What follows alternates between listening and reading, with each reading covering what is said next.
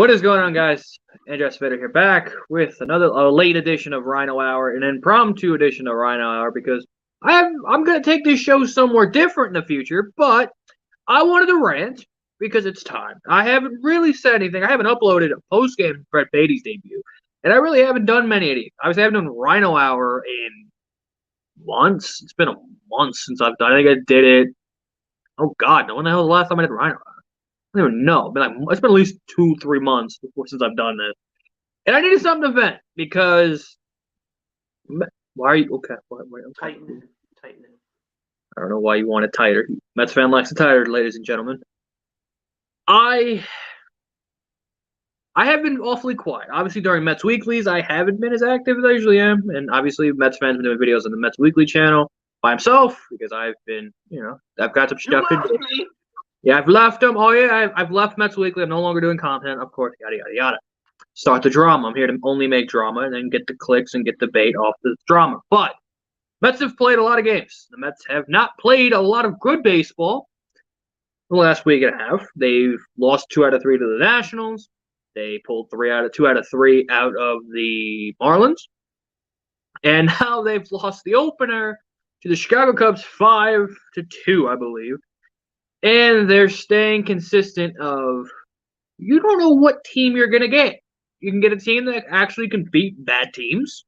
And you saw it a few times against the Marlins, the big outburst of almost 2 cycles between Eduardo Escobar and Lindor that one game. Pete Alonso, Eduardo Escobar.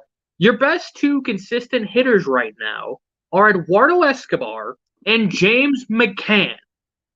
That's a problem.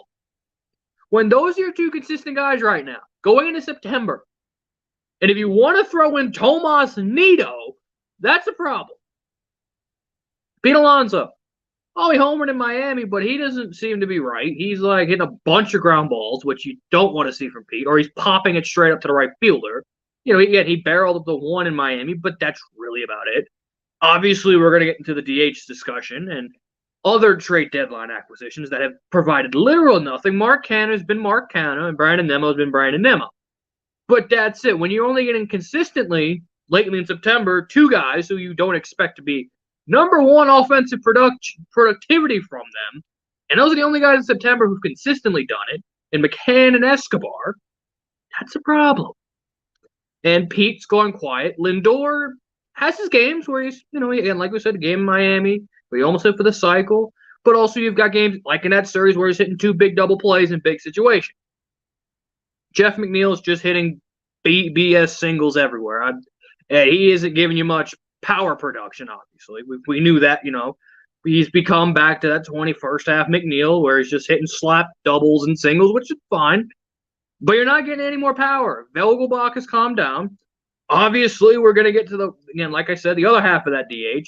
Escobar's got, again, like I said, he's been your second best power source in the second half.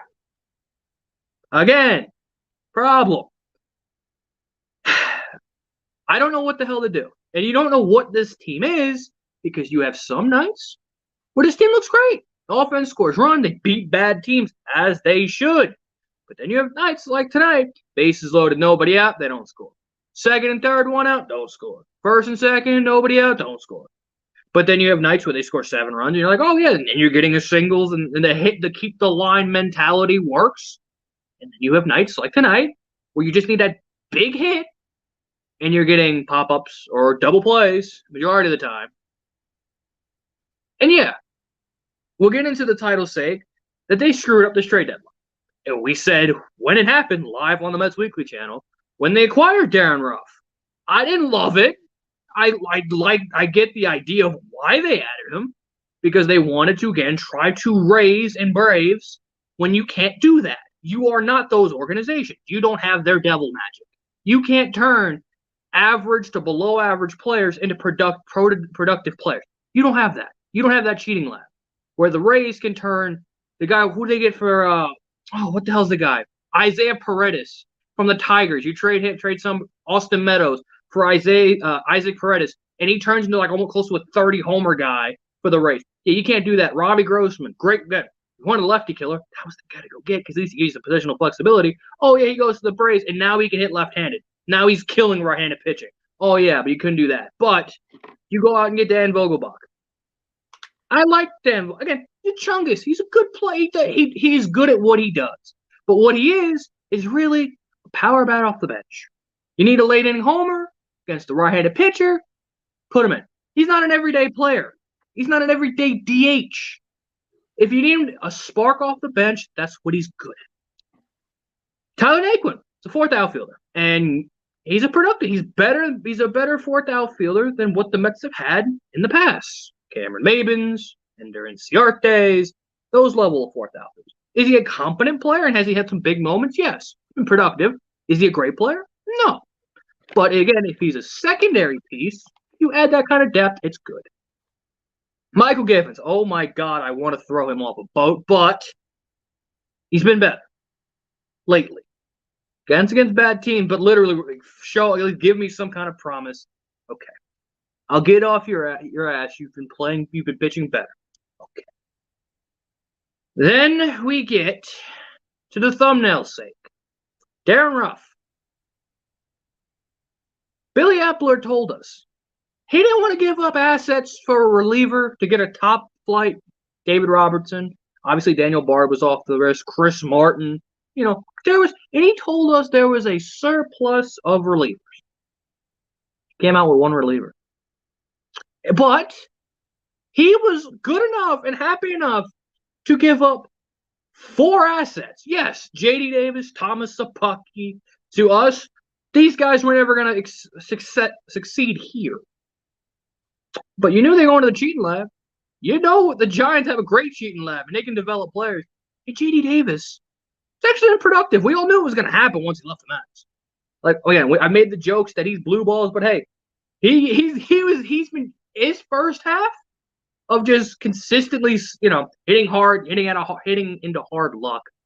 Been better than what Darren Ruff has given you, which has been strikeouts or weak ground balls to the either third base or second base. That's it. He had that one double, his first AB, I think, as a Met, in the blowout against the Braves, and he has won for his last 34. That's pathetic.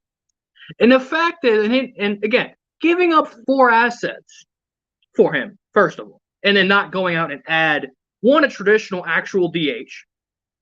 But then the point is, the asset that you wanted to keep so bad in Mark Vientos, didn't want to go out and just trade him for an actual DH, like an actual JD Martinez, Wilson Contreras, Trey Mancini's, that kind of quality, actual everyday DH. You didn't want to trade him. So you thought, hey, maybe he's a part of the plan. Maybe. Maybe they kept him close to the vest because they wanted to use him. Metsfan, when was he called up? Yesterday. September 10th officially. First debuted again on September 11th. When was the trade deadline? August 2nd. Month and a half. I was gonna answer.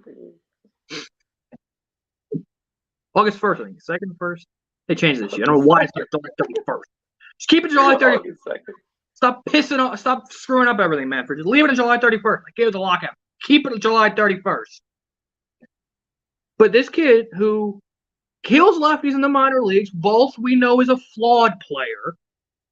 But if you wanted a guy who's going to strike out a ton and hit a lot of ground balls, you had one of those in the minor leagues with power potential who kills left-handed pitching that you didn't have to give up 4 assets for, which you could have used those 4 assets to go get another reliever.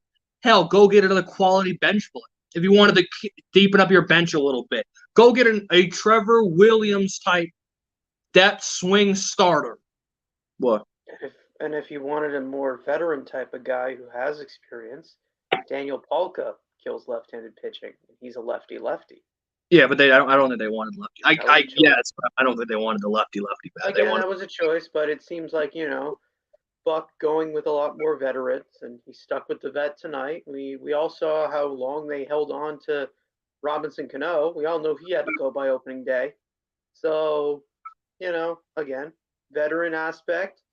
Daniel Palka was another decision, and no, they decided to give away 4 assets. One of them I really liked. But you know what? And he's dominating in the minors now. He was on our 6 under radar prospects.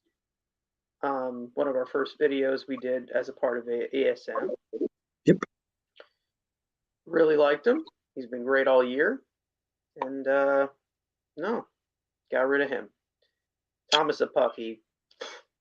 Who cares? But JD Davis had to go, obviously, but 4 tradable assets for a 36-year-old. No, you can't do that. Who we could be stuck with for 2 years, which that was the other thing. He's controllable for next year and the year after, which was only one. That just makes the Mark Vientos situation even more stupid. Even more stupid that they didn't trade him. So you know what? And yeah, was today the first opportunity? Yes, but what I've seen from Mark Vientos in 5 ABs, if it was 4, I thought it was 4, but they're saying it's 5. His 5 ABs, 2 strikeouts. That's what he is. But I've seen half of those ABs have been more productive than anything Darren Ruff's done in the last 60 ABs or however long ABs he's been in a Met uniform. He's hit 2 balls to the warning track. 1 to the warning track opposite field, and then a fly ball to left field. But good swings. You know, getting good contact. Darren Ruff hasn't. When's the last time Darren Ruff actually hit a ball with authority to the outfield in a Met uniform? I don't think he has. Besides the double. The first game, the double. That's it. He didn't really hit that one that hard either. Yeah, because Acuna was playing in right center. He got down. He's hit how many foul ball homers? He's good at that. Hit like at least 3. One off Brad Hand. He's definitely he hit one off. This is where we're getting into McCann territory of almost got it, buddy. You know. We'll get to him because he's at least a positive, and I'll talk about him later. But he isn't. He is. I don't care. He's positive for obesity. That's all he's. There's nothing wrong with being fat. All right. But yeah, back to this. But the fact that Darren Ruff won for his last 34, and I didn't see Buck's reaction. I hated Keith Hernandez's on the being like, "Oh, I'm going with the veteran."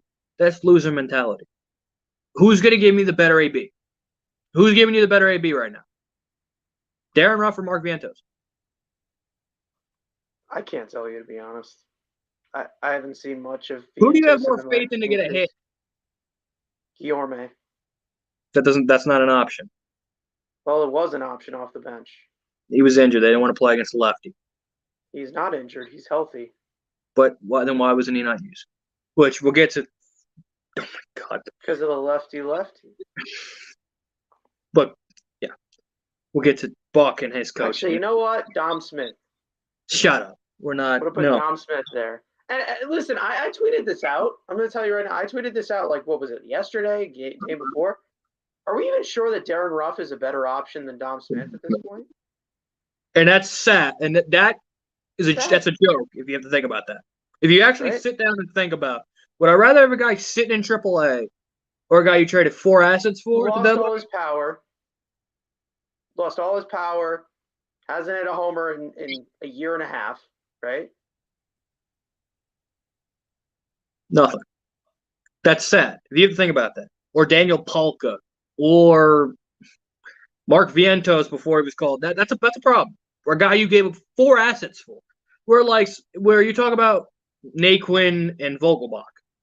One person trade. Are we even sure that he's a better option than No, do not say his name. Patrick Bazika? Yes, I can confidently say that. I don't think so. He hasn't proved me anything. As long as Andres Munoz isn't pitching, I can confidently say he's a better option. He at least has 2 homers as a Met. Darren Ruff has 0. Zip. Bartolo Colon has more home runs than Darren. And he was brought in. Where I wish Conforto was a right-handed batter. The fact that, again, the point is they gave up 4 assets for a guy who has done literally nothing. And this is the guy that we were told couldn't get Wilson Contreras, couldn't trade for Trey Mancini, JD Martinez, Robbie Grossman. Who else got moved this year? Whit Merrifield. Just thinking of guys who have hit left-handed pitching for their career. But we needed Darren Ruff, which Twitter users loved him. They were jumping up in the street. They were all over this. And I gave it a chance. You can go back and watch it on Mets Weekly on the ESM channel. I didn't love it. But I liked the idea of, okay, they wanted to get a left-handed bat. Did I think it was more of a bench bat, as it should have been, and they were still going to add? Yeah. And when we got to that 4 o'clock hour and there was nothing else, I was pissed. This is what you're walking out with. When the Braves getting Raisel Iglesias, the Dodgers, Joey Gallo, who's actually been more productive than – and keep that in mind. Joey Gallo has been more important and more impactful than Darren Ruff. Imagine saying that 2 months ago. That Joey Gallo, the guy that, three outcome guy who was hitting $150 with the Yankees. He went to the Dodgers, went to the cheating, again, the elite cheating factor. He's been more productive. That's again, pathetic. And the fact that Buck keeps going to him, the definition of insane. And then this was the first time where you had Vientos as an option. Today was the first time. And he went to Ruff anyway. He does it again? We're talking of just insanity, where you're just trying to punch your head through a wall consistently. It's not going to happen. And if I need a homer, and especially how magical this season at points has been, especially this season, would it be bad? Would you think badly if Mark Viento's first hit was a game time grand slam, especially how this year has gone? Are we at first hit in the big leagues, a game time grand slam? Especially the other third base prospect, would it be out of this world to think that? But no, we have to go to Darren Ruff. I personally don't like putting pressure on the kid in that scenario, but when you're put up against a wall there, who is Ruff batting for? McCann? He's after Escobar. Naquin.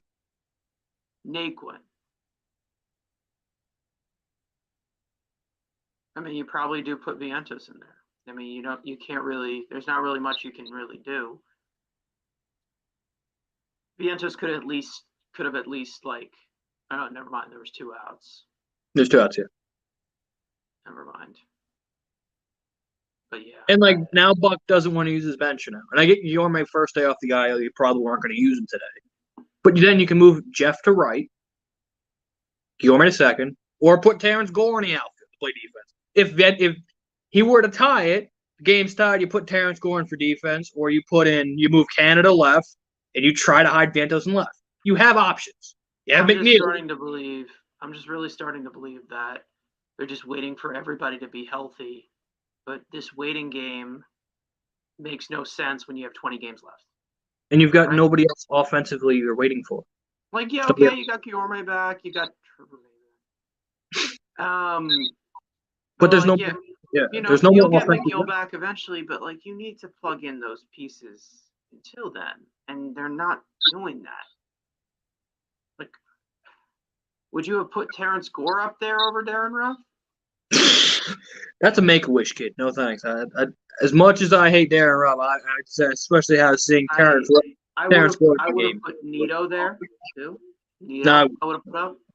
Good with runners in scoring position this year. He's hit left-handed pitching pretty well this year. It's Vientos or Guillaume, and he went with Darren Ruff. But no, what I'm trying to say is that there's probably about 3 guys on that bench I'd put up there over Darren Ruff.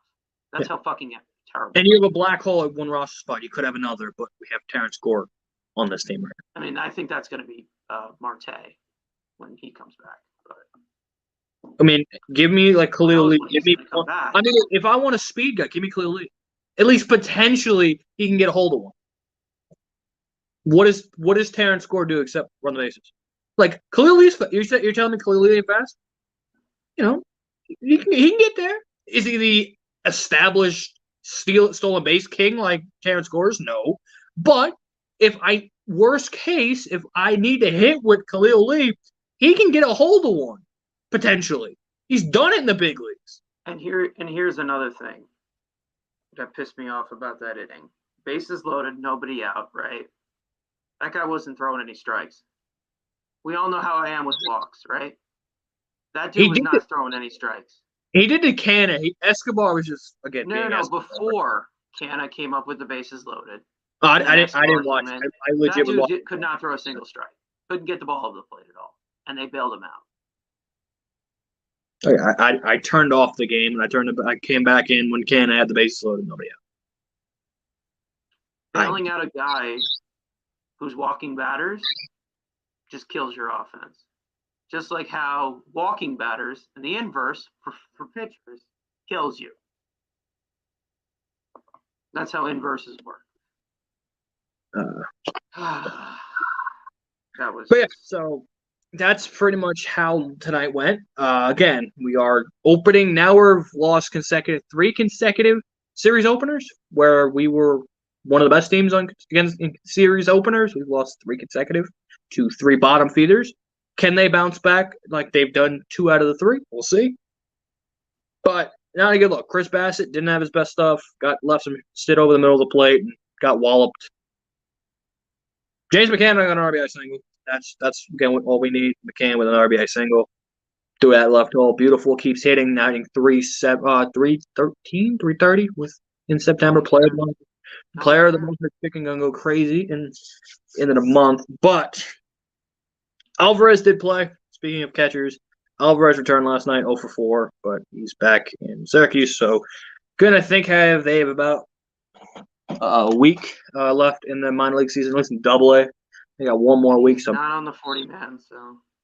I'm not saying we're gonna just because we brought the catching situation up. He's healthy. No, I'm not going after you. I'm going after the fact that our catcher is ass. He's been good lately. You can't shit on offensive. I don't care. He sucks. He's what he was due to hit offensively. It's not going to last. It is not going to last. He's the only one hitting right now. You going to complain about somebody who's hitting in this inconsistent lineup? I'm taking a consistency where you get at the bottom. He's not hitting either. He stinks. A lot of RBIs. We like RBIs. And Eduardo. He does not have that many RBIs. He's dominating the Pirates and Marlins. All right, shut. Do the Mets? Are the Mets doing it when he's the only one dominating these teams? That's the problem. Is that Pete has to hit. Alonso has to hit. He's not hitting, and we're not hitting. James McCann did Alonso's job. That is pathetic. Dayoka is injured now. Again, most people don't care, but we do.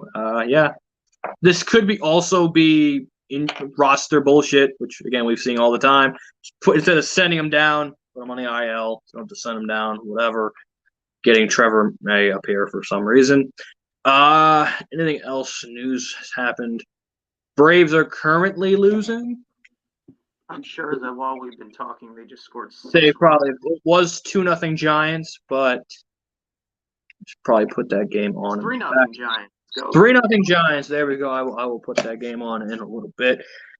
But yeah, so this wasn't the rant that I thought I'd do if I would have went live after the game, because I was a lot more pissed off. But now watched a little bit of the Seahawks game, watched Raw, and I'm just ranting isn't my thing, and that's why I'm not one of these guys who likes to rant on camera.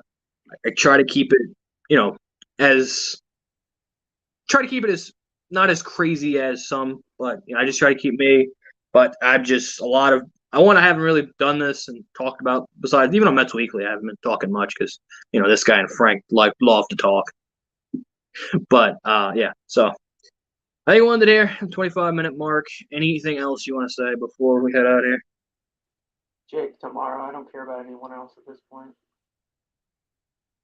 Jake tomorrow. Yeah, and then, of course, Lefty tomorrow. I think it's Lefty tomorrow and Wednesday. I know Wednesday's Smiley.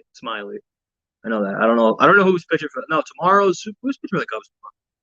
I know Smiley's going to Game 3. I wish I could tell you. So they're injured to hell and they suck. But besides that, check out Metsfan's last video on ESM about Joely Leg Rodriguez and why he needs to get the hell out of here. Future video, we're gonna probably the next week or two break down. Once the Mets clinch a playoff spot, we'll probably come out with predicting our 26-man playoff roster. That'll be out after they clinch a playoff spot, because they have to do that first to make a playoff roster.